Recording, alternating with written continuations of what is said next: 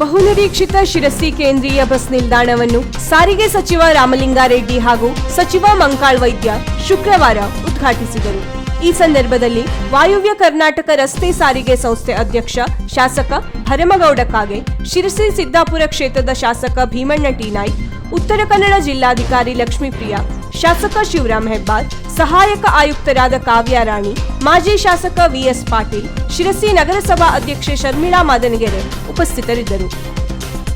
ಬಾಯಿಲಿ ಹೇಳೋದು ಬಿಟ್ಟರೆ ಬೇರೆ ಏನೋ ಮಾಡಿದ್ದಿಲ್ಲ. ನಾನು ಯಾಕೆ ಈ ಸಂದರ್ಭದಲ್ಲಿ ಹೇಳ್ತಾ ಇದ್ದೀನಿ ಅಂದರೆ, ಅವರು ಕೆಲಸ ಮಾಡೋದನ್ನು ಕಲೀಲಿ, ಸುಳ್ಳು ಹೇಳೋದನ್ನು ಬಿಡಲಿ ಅಂತ ಅಷ್ಟೇ. ಬಿಟ್ಟರೆ ನಾನು ರಾಜಕೀಯವಾಗಿ ಯಾವತ್ತೂ ಯಾವ ರೀತಿಯನ್ನು ತಗೊಳ್ಳೋದಿಲ್ಲ. ಜನಕ್ಕೂ ಉಪದ್ರ, ಮತ್ತೆ ನಾವು ಕೆಲಸ ಮಾಡೋವರೆಗೂ ಮತ್ತೆ ಉಪದ್ರ ಕೊಡ್ತಾರೆ. ಇದು ನಿಲ್ಲಬೇಕು. ಇವರು ಯೋಚನೆ ಮಾಡಬೇಕು, ನಾವೇನು ಮಾಡ್ತಾ ಇದ್ದೇವೆ.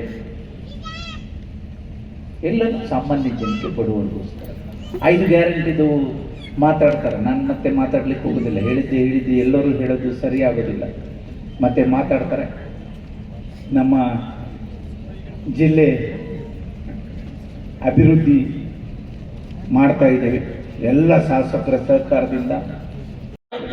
ಅಭಿವೃದ್ಧಿ ಮೊನ್ನೆ ನಮ್ಮ ಅಧ್ಯಕ್ಷರಾದಂಥ ಮಲ್ಲಿಕಾರ್ಜುನ ಖರ್ಗೆ ಅವರು ಹೇಳಿದ್ರೆ, ಯಾರಿಗೆ ನನಗೆ ಹೇಳಿಲ್ಲ, ಡಿ ಕೆ ಶಿವಕುಮಾರ್ ಹೇಳಿದ್ರೆ.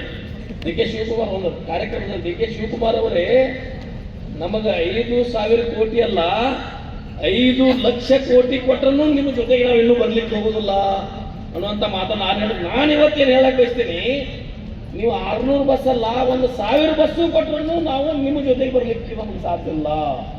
ನಾವೆಲ್ಲ ಬಹಳ ಬೆಳಗಾವಿ ಜಿಲ್ಲೆ ಅತಿನಿ ತಾಲೂಕು ಬಾರ್ಡರ್ ಏರಿಯಾದಿಂದ ಬಂದವ. ನಾನು ಪ್ರತಿನಿಧಿಸುವಂಥ ಕ್ಷೇತ್ರ ಮಹಾರಾಷ್ಟ್ರ ಬಾರ್ಡರ್, ಕಾಗವಾಡ ಮತಕ್ಷೇತ್ರ. ಅಲ್ಲಿಂದ ಬೆರದ್ ಸಾಗಲಿ 10 ಕಿಲೋಮೀಟರ್, ನನ್ನಿಂದ 2 ಕಿಲೋಮೀಟರ್ ನನ್ನ ಮತಕ್ಷೇತ್ರದಿಂದ ಮಹಾರಾಷ್ಟ್ರ ಬಾರ್ಡರ್. ಅಲ್ಲಿಂದ ಬಂದವರು. ನಾವು ಇನ್ನೂ ಸ್ವತಂತ್ರ ಸಿಕ್ಕು 80 ವರ್ಷ ಆದರೂ ನಾವು ಇನ್ನೂ ಒಂದು ಸ್ವಲ್ಪ ಅಭಿವೃದ್ಧಿಯನ್ನು ಕಂಡಿಲ್ಲ. ಅಷ್ಟು ಬ್ಯಾಕ್ವರ್ಡ್ನಲ್ಲಿ ನಾವಿದ್ದೀವಿ. ಅದಕ್ಕಾಗಿ ಒಂದು ವಿನಂತಿಯನ್ನು ನಾನು ತಮ್ಮೆಲ್ಲರ ಮುಖಾಂತರ ಮಂತ್ರಿ ಮಹೋದಯರಲ್ಲಿ ಮಾಡ್ಕೊಳ್ಳಿಕ್ಕೆ ಬಯಸ್ತೇನೆ. ನಮಗೆ ಹೆಚ್ಚು ವಾಯುವ್ಯ ಕರ್ನಾಟಕ ರಸ್ತೆ ಸಂಸ್ಥೆಗೆ ಹೆಚ್ಚಿನ ಸಹಕಾರ ಕೊಡ್ರಿ ಅಂತೇಳಿ ನಾನು ಕೇಳ್ಕೊಂಡು. ವೀಕ್ಷಕ ಮಹಾಪ್ರಭುಗಳೇ, ನಮ್ಮ ಚಾನಲ್ ಅನ್ನು ಸಬ್ಸ್ಕ್ರೈಬ್ ಮಾಡಿ, ಶೇರ್ ಮಾಡಿ, ಪ್ರೋತ್ಸಾಹಿಸಿ.